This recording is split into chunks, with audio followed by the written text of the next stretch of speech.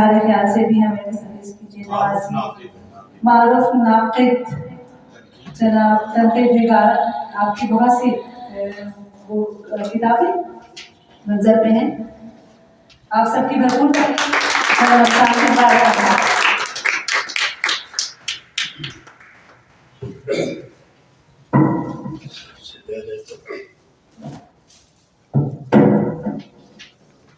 دوستی فاؤنڈیشن کا شکریہ ادا کروں گا کہ انہوں نے دعوت دی اور عزت بخشی. خاک صاحب کو شاعر کی بنا پر کم اور ایک نقاد کی حیثیت سے زیادہ جانا جاتا ہے. خوشامد نہ تنقیص بلکہ اپنے مضمون کی حرمت کو ملحوظ خاطر رکھتا. اللہ تعالیٰ سورہ رحمان میں فرماتا ہے وَلَا تُخْسِرُوا الْمِيزَانَ، تم ناپ تول میں کمی نہ کرو. تو سن 1960 سے 1995 تک ان 3.5 دہائیوں میں غزل جس قدر لکھی گئی اس کی مثال نہیں. لیکن جس قدر ہمارے پڑھے لکھے شعراء میں اعلیٰ تخلیقی ذوق موجود ہے، اسی قدر وہ ملکہ تکنیک اور زبان و بیان کی صفائی، تطہیر و ارتقاء میں کم مائگی کی سطح پر نظر آتے ہیں. تشخص پرستی میں وہ اتنا آگے نکل گئے ہیں کہ ان کے دیوانوں میں قدیم اکابر کی تقلید کی بنا پر ابتذال، متروکات و مکروہات کی اب بھی بھرمار نظر آتی ہے. 300-400 سال کیا، صدیوں پرانے مدفن مردہ الفاظ قبروں سے نکال کر ان بوسیدہ جنازوں کو آج کے ترقی یافتہ دور میں بھی استعمال کرتے جا رہے ہیں.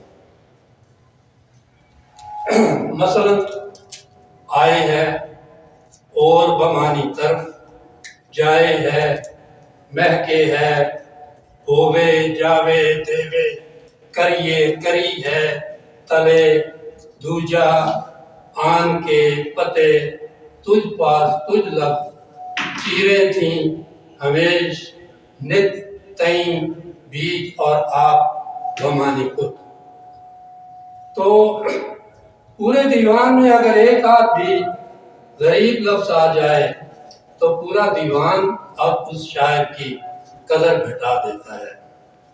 انہی کمزوریوں کی وجہ سے دیوانوں کو دیوان رضی میں چلے گئے. ابتذال و مکروہات کی تو بات ہی کیا، علمی پندار و نخوت میں سرشار بڑے بڑے شعراء کے قافیہ میں انتہائی جلی یعنی شائگان کا عیب موجود ہے. مثلا میر خواجہ درد، مومن خان مومن، مرزا غالب، حسرت موہانی، منیر نیازی، اختر شمار، عباس تابش وغیرہ کی تو بات ہی کیا، شاید کچھ شاذ و نادر ہی شاید اس عیب سے بچا ہوگا. مرزا غالب کے کلام میں تو تعریف روی اور سناد کا عیب بھی موجود ہے. تو اب آتے ہیں تقارب کی طرف. میرے بیٹے افتخار یوسف کی وساطت سے ناچیز کو کتاب تقارب ملی اور افتخار نے بتایا کہ شفقت آسمی نے آپ کے لیے یہ کتاب بھیجی ہے اور ساتھ یہ بھی کہا کہ وہ اس کی رونمائی کروانا چاہتے ہیں اور آپ سے اس پر تبصرہ لکھیں. میں نے کہا پہلے میں کتاب کا بغور مطالعہ کروں گا، اگر واقعی تعریف کے قابل ہوئی تو ضرور تبصرہ کروں گا. دوسرے دن مطالعہ کا موڈ بنا کر کتاب کھولی تو سب سے پہلے جناب پروفیسر صدف چنگیزی کی لکھی ہوئی تقریر پر نظر پڑی. صدف چنگیزی لکھتے ہیں شفقت آسمی دراصل سفر مزاج شاعر ہے۔ یہ جملہ پڑھتے ہی میرے گمان کے تالاب میں ایک طلعت افشا تلاطم اٹھا۔ میں حساسیت کی دنیا میں جا پہنچا۔ ذہن میں مختلف قسم کے تصورات ابھرنے شروع ہو گئے کہ سفر نگار لوگ تو بہت نازک، حساس، باریک بین، نکتہ شناس کے بال کی کھال اتارنے والے محاکاتی مصور ہوتے ہیں۔ وہ تو قوت حساسیت سے قدرتی مناظر سے چھپی ہوئی وہ بھوک المونی رنگینیاں نکال کر باہر لاتے ہیں جو کہ عام لوگوں کے تصور میں بھی نہیں آ سکتی۔ ان میں تو تصور کو وجود، غیر مجسم کو مجسم، غیر مرئی کو قابل دید کر دکھانے کا ملکہ عام لوگوں سے کہیں زیادہ ہوتا ہے۔ اور اگر سفر نگاری کے ساتھ ساتھ وہ شاعر بھی ہوں تو ان کی قوت اختراع یا نکتہ آفرینی دوسرے شاعروں سے بھی کہیں زیادہ ہو جاتی ہے۔ اس لحاظ سے تو وہ دو آتشا شراب، دو دھاری تلوار یا سونے پر سہاگے کا مصداق ہے۔ اور اگر وہ سفر نگار شاعر وجیح و خوبصورت بھی ہوں تو پھر تو وہ سے آتشا شراب کیا ناوے کے نیم کش اور ماہ کنان کی صورت اختیار کر جاتے ہیں۔ دراصل سفر نگار بھی نقادوں کی طرح غیر معمولی خوبیوں کے پیکر ہوتے ہیں۔ نقاد غوطہ خوروں کی طرح فنکاروں میں سے حساس ترین چھپے ہوئے نکات جواہر نکال کر سامنے لاتے ہیں جن تک عام شعراء کی رسائی ممکن نہیں ہوتی۔ اگلی نظر واجد امیر اور ڈاکٹر آفتاب مصدر کے تبصروں پر پڑی۔ تینوں صاحبان کے تبصرے پڑھنے کے بعد میں اشتیاق مطالعہ کی کشتی میں سوار ہو کر فعول کلامی یعنی تقارب کے حسین و جمیل جزیرے میں اتر گیا۔ وہاں کا آنکھوں دیکھا حال دو حصوں میں ہے، یعنی نثر میں بھی ہے اور نظم میں بھی۔ تو عنوان دونوں کا ایک ہے تقارب عجوبہ۔ پہلے نظم ملاحظہ فرمائیں، اس کے بعد نثر میں بات کروں گا۔ تو پہلا بند پیش خدمت ہے، بلند و یگانہ اٹاری تقارب۔ یہاں اٹاری کو میں نے بلندی کی علامت لیا ہے۔ شاید کچھ لوگ اٹاری کا معنی نہ سمجھتے ہوں۔ جو مکان بنا ہوتا ہے یعنی سب مکانوں سے اوپر چھت پر ایک چھوٹا سا کمرہ نما بیٹھنے اٹھنے کے لیے بنایا جاتا ہے، اس کو اٹاری کہتے ہیں۔ تو تقارب کو میں نے یعنی اٹاری کے لیے وہ بلندی کی علامت دیا ہے۔ بلند و یگانہ اٹاری تقارب، فعول کلامی ہے ساری تقارب، ہر ایک جہت سی ہر ایک جہت جی سے ہے نیاری۔ شکریہ۔ بلند و یگانہ اٹاری تقارب، فعول نگاری ہے ساری تقارب، ہر ایک جہت ہی سے ہے نیاری تقارب، جگر کے لہو سے نکھاری تقارب۔ بلند و یگانہ اٹاری تقارب، فعول سے ساری، فعول کلامی ہے ساری تقارب، ہر ایک جہت سی ہر ایک جہت ہی سے ہے نیاری تقارب، جگر کے لہو سے نکھاری تقارب، مرقع مرصع نگاری تقارب، عجوبہ کی حامل ہے ساری تقارب۔ دوسرا بند پیش خدمت ہے، متانت سلاست لطافت روانی، متانت سلاست متانت سلاست لطافت روانی، اونچائی سے بہتا ہو جیسے کہ پانی۔ متانت سلاست لطافت روانی، اونچائی سے بہتا ہو جیسے کہ پانی، زبانوں بیان سادگی خوش بیانی، ہر ایک صنف خود بولتی ہے زبانی۔ متانت سلاست لطافت روانی، اونچائی سے بہتا ہو جیسے کہ پانی، زبانوں بیان سادگی خوش بیانی، ہر ایک صنف خود بولتی ہے زبانی، کمالات کی فن شعاری تکارو، عجوبہ کی عامل ہے ساری کتاب۔ تیسرا بند ہے جی، قابل غور ہے۔ جو بندش کی چشتی جوالا جولانی، جو بندش کی چشتی جوالا جوانی، وہ قادر کلامی کی ہے ترجمانی۔ جو بندش کی چشتی جوالا جوانی، وہ قادر کلامی کی ہے ترجمانی، کہیں طرز تخلیق گل ریز مانی، کہیں پر بیاں میں شعلہ فشانی۔ یہاں دو میں نے عربی اصطلاحات استعمال کی ہیں، ہو سکتا ہے کچھ لوگوں کو نہ معلوم ہو۔ یعنی ادب کی دو قسمیں ہوتی ہیں، ایک طرز تخلیق جس میں استعارہ، تشبیہ اور اس میں مزین کر کے اس کو دلہن کی طرح ایک مستور طریقے سے پیش کیا جاتا ہے، وہ عام لوگوں کی سمجھ میں کم آتی ہے۔ دوسرا ہوتا ہے بیانیہ طریقہ، جس کو سادہ ادب بھی کہتے ہیں، حقیقت میں اس کا بیان محض ہے۔ اس میں یہ سفر نامہ ہے، تاریخ ہے، داستانیں ہیں اور دوسرے مضامین غالباً بیان محض میں لکھے جاتے ہیں۔ تو یہاں یہ خوبی ہے شفقت آسمی کی کہ انہوں نے جہاں طرز تخلیق استعمال کی ہے وہاں بیان محض میں بھی کمال کر دیا۔ تو میں عرض کر رہا تھا، جو بندش کی چشتی جوالا جولانی، وہ قادر کلامی کی ہے ترجمانی، کہیں طرز تخلیق گل ریز مانی، کہیں پر بیاں محض شعلہ بیانی، کہیں گل کہیں ہے کٹاری تکارو، کہیں گل ہے کہیں ہے کٹاری تکارو، عجوبہ کی حامل ہے ساری تکارو۔ چوتھا بند ہے، متائے نکات اختراع آفرانی۔ یہاں اختراع کہتے ہیں کہ شاعری میں جو نئی اور انوکھی چیز نکالنی ہے نا، اس کو اختراع کہتے ہیں، نیا پن۔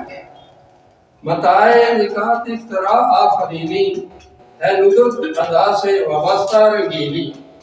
متائے نکات اختراع آفرینی، ہے ندرت ادا سے وابستہ رنگینی، کنایا شبیہ استعارہ نگینی، شگفتہ زمین ترا بھی شگفتہ زمین ترا میں شرینی۔ متائے نکات اختراع آفرینی، ہے ندرت ادا سے وابستہ نگینی، کنایا شبیہ استعارہ نگینی، شگفتہ زمین ترا میں شرینی۔ تغزل کی ہے روح کاری تکارو، عجوبہ کی حامل ہے ساری تکارو۔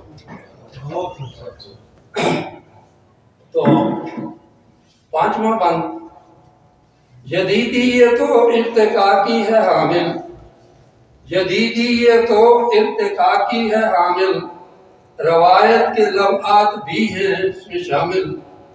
جدیدیت تو ارتقا کی ہے حامل، روایت کے لمحات بھی اس میں شامل، خصوصیتیں ہیں وہ ساری ہی حاصل، جو کرتی ہے شاہکاروں کو گوہر کامل۔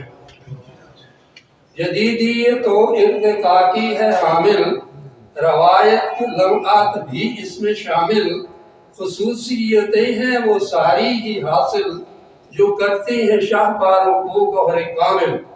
شکوہ و حشم کی پٹاری تکارو، عجوبہ کی حامل ہے ساری تکارو۔ چھٹا بند ہے، مضامی ہے حسن و جمال و رفاقت، مضامی ہے حسن و جمال و رفاقت، مشاہدات کائنات و قانون قدرت، مضامی ہے حسن و جمال و رفاقت، مشاہدات کائنات و قانون قدرت، نظریات و جذبات انسانی فطرت، ترقی پسند و معاشی خصومت۔ یہ ان کے کتاب میں مضامین ہیں۔ مضامین ہے حسن و جمال و رفاقت، مشاہدات کائنات و قانون قدرت، نظریات و جذبات انسانی فطرت، ترقی پسند و معاشی خصومت۔ ہر ایک زاویے سے ہے بھاری تقارب، ہر ایک زاویے سے ہے بھاری تقارب، عجوبہ کی حامل ہے ساری کتاب۔ آخری بند ہے، ضخامت ہی کیا جامعیت، ضخامت ہی کیا جامعت کی امی ہے، ضخامت ہی کیا جامعت کی امی ہے، زبان و بیاں میں بھی کچھ کم نہیں ہے۔ ضخامت ہی کیا جامعت کی امی ہے، زبان و بیاں میں بھی کچھ کم نہیں ہے، سہل ممتنع نغمگی کی نگی ہے، اثر اور اسلوب میں بھی دل نشین ہے۔ ضخامت ہی کیا جامعت کی امی ہے، زبان و بیاں میں بھی کچھ کم نہیں ہے، سہل ممتنع نغمگی کی نگی ہے، اثر اور اسلوب بھی دل نشیں ہے۔ مدھر شعریت کی ہماری تقارب، یہاں ہماری میں نے وہ بلندی کی علامت کے لیے ہاتھی کے اوپر بیٹھنے کے لیے ایک جگہ بنائی جاتی ہے، اس کو ہماری کہتے ہیں، تو وہ بھی بلندی کی علامت ہے۔ مدھر شعریت کی ہماری تقارب، عجوبہ کی حامل ہے ساری، مرقع نگاری تقارب، عجوبہ کی حامل ہے ساری۔ تو اب آتے ہیں نثر کی طرف۔ قابل غور ہے، بڑی محنت سے میں نے لکھا ہے مضمون، وہ کہ میں ان کو نہیں جانتا، آج پتہ لگا ہے کہ یہ تو ایک جامع شخصیت کی عامل ہیں۔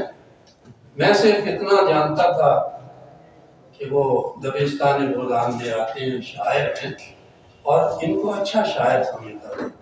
میرا تعارف صرف اتنا ہی تھا، اس لیے میں نے اپنے بیٹے سے کہا بھی پہلے میں کتاب دیکھوں گا، اگر واقعی وہ قابل تعریف ہوئی تو انشاءاللہ میں کنجوسی نہیں کروں گا۔ تو اب تو پتہ چلا ہے کہ یہ تو جیسے پنجابی گناہی پوٹلی ہے۔ دنیا کی ہر چیز کی قدر و منزلت معلوم کرنے کے لیے کوئی نہ کوئی آلہ یا علم موجود ہے۔ مقدار کو ترازو سے تولا جاتا ہے، مگر کسی چیز کے جوہری معیار کو تولا نہیں جا سکتا، اس کو ادراک و فراست کے علوم خاصہ کے ذریعے ہی جانا جا سکتا ہے۔ کیونکہ شعر کی مقدار بھی ہوتی ہے اور معیار بھی۔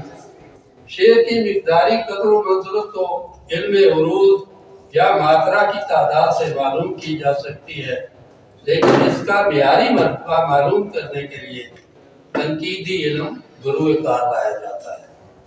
تنقید ایک ایسا علم ہے جس سے ہم کسی بھی ادبی پارہ کی معیاری حقیقت جان سکتے ہیں۔ ہر ادبی پارہ کے 3 حصے ہوتے ہیں: مواد، اسلوب، اثر یا تاثیر۔ ان تینوں پہلوؤں کا معیار معلوم کرنے کے لیے 3 عالمگیر تنقیدی اصول موجود ہیں، یعنی جن کو ارسطو سے لے کر آج کے دور کا ہر ادیب تسلیم کرتا ہے۔ وہ عالمی اصول یہ ہیں: اصول صداقت، اصول ترتیب و تناسب، اور اصول تخیلاتی رنگ آمیزی۔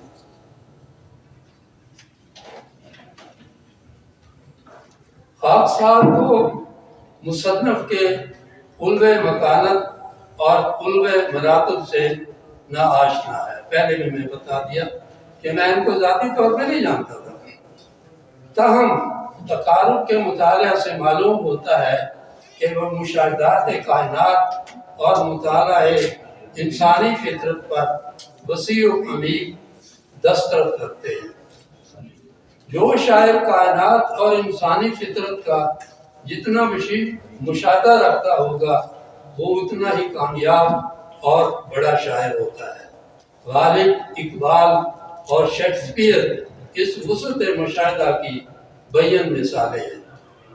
مطالعہ علم و ریاضت اور قادر الکلامی پر نظر ڈالی جائے تو معلوم ہوتا ہے کہ شفقت کے تخیل کے افق پر ہمہ جہتی بلند پرواز اور محاکاتی مصوری کے لیے الفاظ کا ایک بے کنار سمندر موجود ہے۔ جس میں ہیرے موتی کی ضرورت پیش آتی ہے وہ نہایت بلا تکلف برمحل ٹانگتے ہوئے گونا گون مرصع سازی کرتے جاتے ہیں۔ شفقت کے تخیل کے افق پر ہمہ جہتی بلند پرواز اور محاکاتی مصوری کے لیے الفاظ کا ایک بے کنار سمندر موجود ہے۔ جس بھی ہیرے موتی کی ضرورت پیش آتی ہے وہ نہایت بلا تکلف برمحل ٹانگتے ہوئے گونا گون مرصع سازی کرتے جاتے ہیں۔ 320 صفحات پر مشتمل ضخیم کتاب تقارب ان کی قادر کلامی اور پختہ کاری کا منہ بولتا شاہکار ہے۔ میں خوش آمد نہیں کر رہا۔ اگلا شعریت، آفاقیت، مقصدیت اور انفرادیت، یہ چاروں وہ ستون ہیں جن پر شاعری کی عمارت تعمیر ہوتی ہے۔ ہر بڑا شاعر انہی بنیادی اصولوں پر کاربند ہو کر اکملیت کے درجے پر پہنچا ہے۔ موصوف میں نہ صرف یہ ساری خصوصیتیں موجود ہیں بلکہ انفرادی فکر و فن کے ضمن میں تو حیران کن منفرد منزل پر نظر آتے ہیں۔ ایک یکتانہ و یگانہ بحر متقارب پر اتنی بڑی کتاب نہ صرف تخلیق کی ہے بلکہ اسی بحر پر کتاب کا نام اور مارکسی نظریہ، یعنی جس کو ہم ترقی پسند کہتے ہیں، وہ ہوتا ہے ادب برائے زندگی۔ ان کا یہ نظریہ ہے کہ جو ادب انسانی معاشرتی اور معاشی طور پر فائدہ پہنچاتا ہے انسان کو، وہ تو ہے ادب صحیح، باقی جو ادب ہیں وہ فضول ہیں، اس لیے وہ دوسرے ادب کو پسند نہیں کرتے۔ وہ ترقی برائے زندگی۔ تو مارکسی نظریہ جمالیاتی اور نفسیاتی یا ماحولیاتی نظریہ کے تین تناظر میں مختلف انواع کی حیاتی شعری انصناف، مثلا عصری غزلیں اور گرادار غزلیں، مقالاتی غزلیں، ذو قافیہ تین غزلیں، غیر مکفہ، غیر مردف، مورع نظمیں، 50 نامہ جس میں 50 سال کے عہد بعہد اہم واقعات نظم کیے گئے ہیں۔ اسی طرح پیوند نمو جس کی کہانی ناگہانی آفتوں، بیماریوں اور دوسری مصیبتوں کی مکمل تصویر ہے۔ اتنی کثیر اصناف کو نظم کرنا صرف انوکھا پن ہی نہیں بلکہ ایک حیران کن عجوبہ اور کامیاب ترین تجربہ ہے۔ یہ میرا دوسرا دعویٰ ہے۔ میں جو بھی دعویٰ کرتا ہوں اس دعوے میں باقاعدہ میں ان کی دلیلیں بھی شامل ہوتی ہیں تاکہ کوئی میرے دعوے پر انگلی نہ اٹھائے۔ تو یہ عجوبہ اور کامیاب تجربہ بھی ہے۔ اگلے پیراگراف میں شفقت جدید طرز کے حامل، تازہ کار، خوبرو، کامیاب شاعر ہیں۔ وہ حسن طرز ادا، لطف زور بیاں اور حشق پہلو، متنوع اختراع، نکتہ آفرینیوں سے شعر میں رنگینی، برانگیختی، جذبہ نگاری، سوز و گداز اور جان پیدا کرنے کا ملکہ رکھتے ہیں۔ یہ بھی میرا دعویٰ ہے۔ آگے تشبیہات و استعارے اور دوسرے جو لوازمات ہیں زیادہ تر خود ان کے اپنے ایجاد کیے ہوئے جو بہت خوبصورت ہیں. زمین شگفتہ اور شفاف، بندشیں چست، الفاظ نادر، شائستہ، لطیف، مانوس اور پراثر، اشعار میں پرکشش، برجستہ، رواں، کہیں تکلف یا آوردگی کا شائبہ تک نہیں آتا. اگلا جو پیراگراف ہے اس میں موصوف کی شاعری، تخلیق اور بیان محض دونوں طرز تحریروں کے بین چلتی ہے. جب وہ طرز تخلیق کو لیتے ہیں تو اشعار سے تغزل اور شعریت کے لمحات چمکنے لگتے ہیں، لیکن جب وہ بیان محض میں اتر کر ترقی پسندانہ لہجہ اختیار کرتے ہیں تو لفظوں سے نشتریت کے زہریلے تیروں کی بجھاڑ شروع ہو جاتی ہے.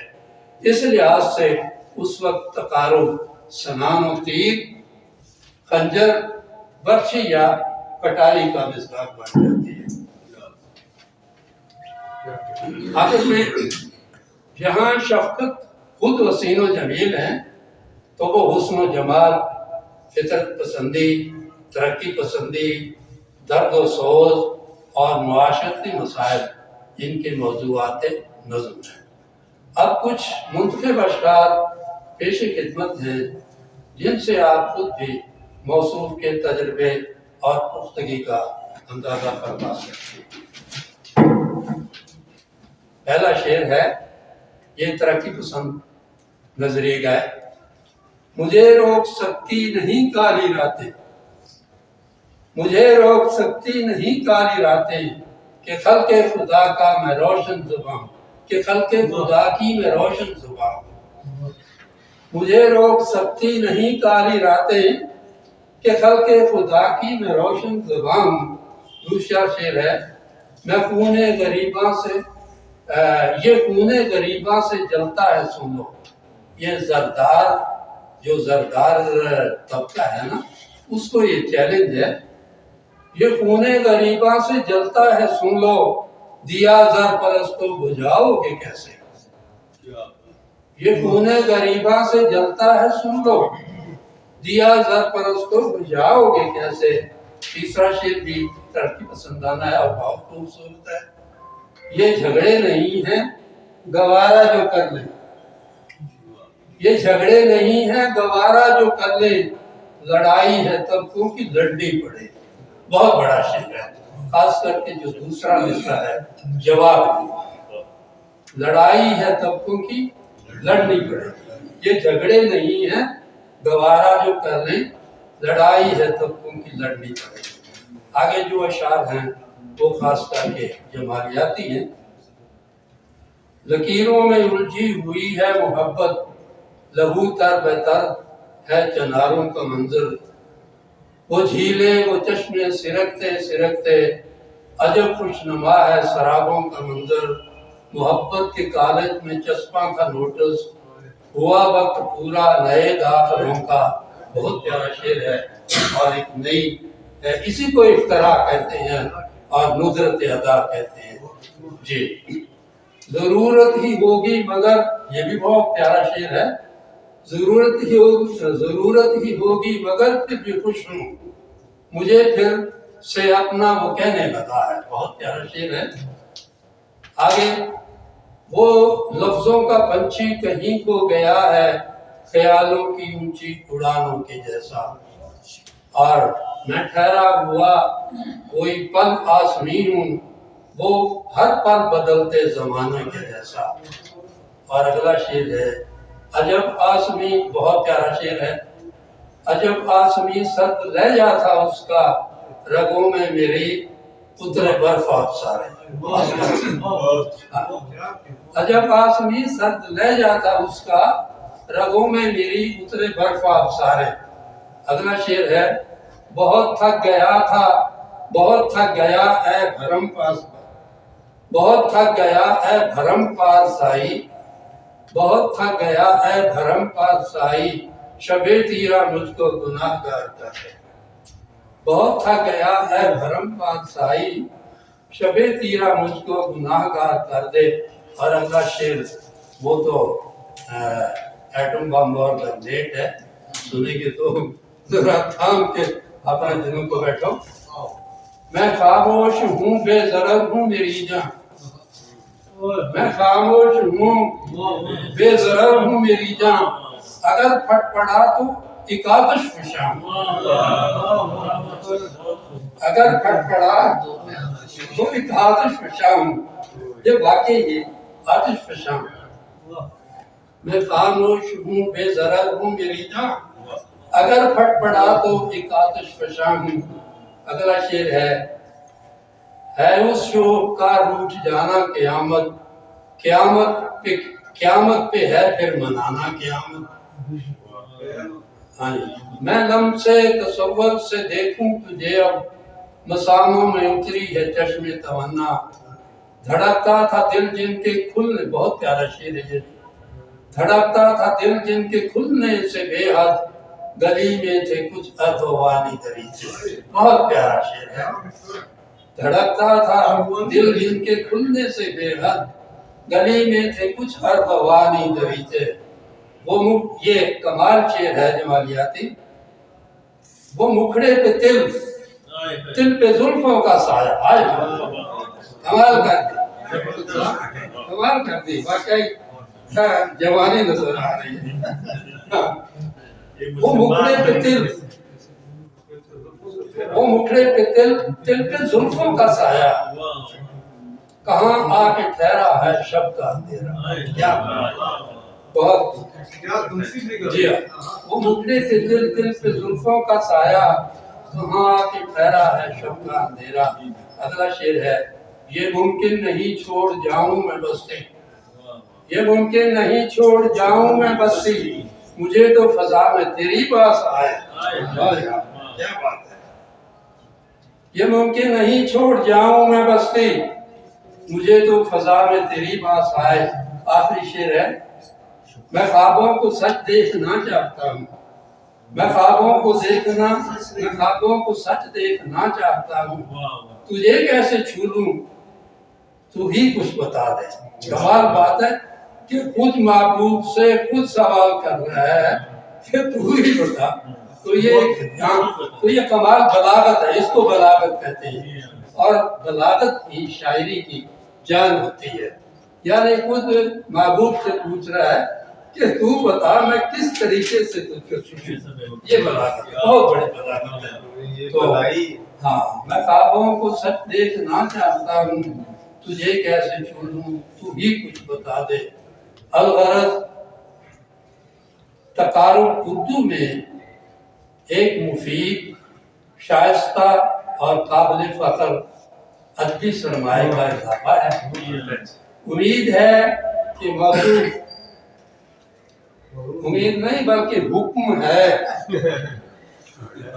امید ہے کہ موصوف جس بلند مقام پر کھڑے ہیں نہ صرف اس کو قائم رکھیں گے بلکہ روز بروز ترقی کرتے ہوئے الٹا ہی نہیں پورے پاکستان کے ممتاز ترین شعراء کی صف میں شمار ہونے لگے.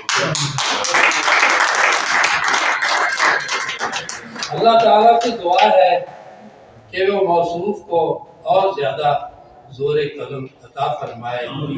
آمین ثم آمین.